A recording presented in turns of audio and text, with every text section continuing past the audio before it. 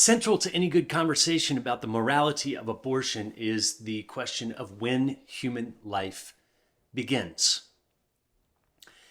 Last week, I recorded the biblical answer for when human life begins. And this week, I will record a scientific answer, if you will, of the question, when does human life begin? Do the two agree with each other, or is there a clash between them as they two worldviews collide? And why is it important for us to be able to know both? Well, I made the case last week that as Christians, we should know what the Bible says, but we must also remember that the people to whom we are talking, women and men who find themselves in a crisis pregnancy that they did not mean to be in or didn't want to be in, and now they're talking about what to do about it, very often it is the science that will sound more concrete to them, especially if they are not Christians, if they do not consider themselves to be people of faith. They will listen more readily to science than they will to the Bible. As Christians, we must know both. And the good news is, like all good science, the science and the Bible do not disagree with each other. Let me stop and throw in a tidbit for free here. Anytime science and the Bible disagree with each other, it's because our understanding of science has not caught up to reality yet. People used to believe that if you sailed across the oceans, you might fall off the edge of a flat earth, but the Bible has always talked about the sphere of the earth and the heavens. Our understanding of science is always evolving, and the more we understand it, and the more the more we can rely on science, the more we realize the Bible has always been true. It's astounding that the Bible is not progressively unverified by what we learn about science. Everything that we have ever learned about good, solid science verifies that what the Bible says is true. If we are going to talk about the human life from a scientific standpoint, then we are turning medically into the science of embryology or fetal development. Now, I am not a doctor and I am not a fetal development specialist, but I have read enough of the literature to understand the basics of what it is that it's talking about.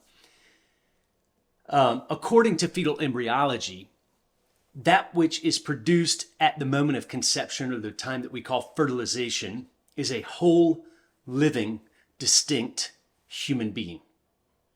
What do I mean by the term whole? I mean, right after, just a couple of days after conception, you've got a blastocyst that is just a ball of cells that are multiplying and dividing quite rapidly at that time. Are you saying that that's a whole human being? Well, scientifically speaking, yes, it is a whole human being from the standpoint of you will add nothing to that to make it become a human being. It will differentiate those cells under its own direction. And this is, again, I'm not a scientist here, but the word totipotent cells means that some of those early blastocyst cells will be able to differentiate themselves into specialized cells. For instance, some of those early blastocyst cells will become liver cells. And some of those early blastocyst cells will become skin cells or bone cells or whatever it is, white blood vessels and white blood cells and all the different things that compose our inner systems. Those cells are going to differentiate themselves without being told by anyone else other than the unit that is reproducing itself what to do and what to become. In other words, it is whole. Bicycles are not made that way. You get some pipe, you get some pedals, you get a chain, you get a seat, you get some wheels, you start putting them together. Eventually you have a bicycle, but that is not the way human beings are. They are whole from the moment of conception. Add a little bit of time, a little bit of nourishment, and that will naturally progress into a born human being that will grow into adulthood and beyond. The other thing that is interesting is that it's completely distinct. This whatever is conceived at the moment of fertilization is distinct from mother or father. The DNA patterns are completely different. It does not match either mother or father. Oftentimes blood type is different from mother or father. My blood type happened to be, and again, I'm not a doctor, but whatever the blood type is that your mom has to go and get a shot because her blood type would fight mine as an invasion because I was not part of my mother's body. Again, we hear so often on the pro-choice side, it's a woman's right to choose what she does with her body, and that's completely true, but she doesn't get to choose what to do with someone else's body. And my body, when it was growing inside of my mom's, was seen as invasive because our blood types were not compatible. Not to mention the fact that I am a male, my mother is a female. Let's just say that my body growing inside of her was not part of her body. If that was true, then my mom at one time had 4 arms, and my mom at one time had 2 heads. But it's not true to say that my body was the same as her body. So, distinct.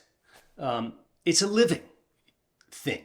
Living things don't, dying things or dead things don't grow and divide and multiply and direct their own development from within. So from the earliest moments of conception, science affirms that what is growing is whole, living, distinct human beings. It's not a potential human being. It's not something that will become a human being, as though it might become a human being, or it might become a hippopotamus, or it might become a sunflower. No, it is already imprinted with the earmarks of humanity from fertilization. Let me now read to you a quote from a famous secular embryology textbook written by Keith Moore and T.V.M. Prasad. This is a textbook that is used in medical universities the world over, called The Developing Human Clinically Oriented Embryology. Again, this is a non-Christian perspective that says, and this is a quote directly from the embryology textbook, "A zygote is the beginning of a new human being.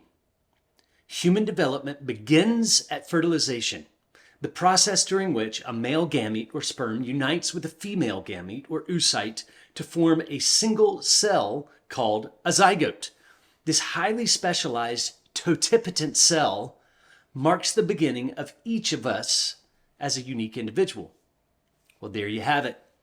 The beginning of human life is at fertilization, according to science. What is growing is human, whole, living, distinct, separate from mom and dad, and directing its own development from within. So now you have 2 answers to the question, when does human life begin? You have the biblical answer that human life begins at conception, and you have the scientific answer that human life begins at conception. They agree with one another, and they always have agreed with one another, the Bible and the science.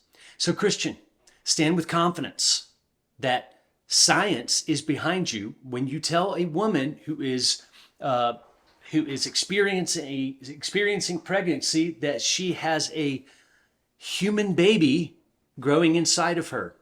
And later on, we're going to extrapolate some of that into the idea that human rights begin at the moment that a person becomes a member of the human family. Human protections, human dignity, all goes back to the genesis of humanity in each one of us. If we are human, we deserve human rights. Now, that's not today's argument, but it is the argument that we are going to make. So oftentimes when we teach in our Passion Life teachings that we do primarily overseas, at this point, we will hand out for people this model of a developing baby in the womb during the 9th week of gestation.